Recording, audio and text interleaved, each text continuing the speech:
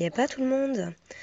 Alors, moi j'ai eu envie de revenir sur un sujet et démontrer en quoi le blockchain pourrait également trouver une utilité en fait pour faire le tri entre l'information et désinformation. Par exemple, voilà, ça intéresse beaucoup de personnes de savoir qui sont les réels présents et les participants en fait aux conférences de Bilderberg. Par exemple, celle de 2018 qui a eu lieu en juin en Italie. Donc on a une liste de participants qui est publiée, donc je vous laisse aller voir la liste. À la limite, la liste, c'est pas ce qui m'intéresse. Moi, ce que je voulais vraiment souligner, c'est qu'aujourd'hui, on a un gros problème entre l'information et la désinformation. Et comme à l'école, ou comme vous faites en entreprise des formations qualité, sécurité, environnement ou autres, les organismes d'audit vous demandent, institutionnels, vous demandent en fait d'attester de la présence des participants à vos réunions, à vos formations, pour être sûr qu'on a vraiment sensibilisé tout le monde ou que des individus étaient vraiment présents. Et ben moi, je demande la même chose en fait sur blockchain, c'est-à-dire que toutes les personnes qui sont présentes aux conférences, aux réunions, aux meetings ou autres, en fonction de leur niveau d'importance, elles soient répertoriées sur un blockchain public. Voilà, KYC de qui a fait quoi, quand, comment, et qui était là, et qui était vraiment là, avec une signature indirectement électronique obligatoire. Traçabilité oblige dans le blockchain.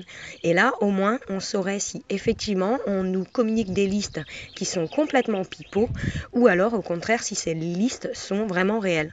On veut du concret, on veut du réel, on veut ne plus perdre de temps sur les « oh peut-être »,« oh non c'est de la conspiration »,« oh non c'est de la manipulation ».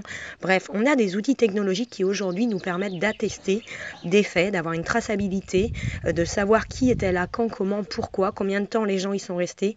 On signe à l'entrée, on signe à la sortie. Si ces gens ont eu un plan d'action, on communique et on intègre les plans d'action de ces personnes sur le blockchain, etc., etc. On a des outils d'intelligence artificielle, donc aujourd'hui, il faut les utiliser. Alors ça, c'est un exemple, mais c'est retranscriptible pour tout. À l'Assemblée nationale, pareil. Au niveau du gouvernement, pareil. Au niveau de notre République, pareil. On veut savoir qui fait quoi, quand, comment.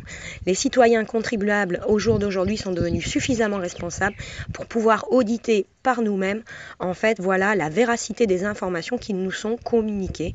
Et voilà, on veut être capable de juger par nous-mêmes, ou voire même d'avoir un système qui soit suffisamment proactif et non contestable pour nous dire si oui ou non une personne était présente ou pas présente à une réunion. Voilà, on veut en savoir plus, le citoyen devient curieux. Donc c'était juste un exemple pour vous dire que voilà, au lieu de faire des publications et des publications sur qui était là, potentiellement invité, on ne sait pas. Ce qu'on veut nous communiquer, ça peut être de la désinformation. Tout simplement, les personnes qui sont vraiment ciblées ne sont peut-être pas communiquées.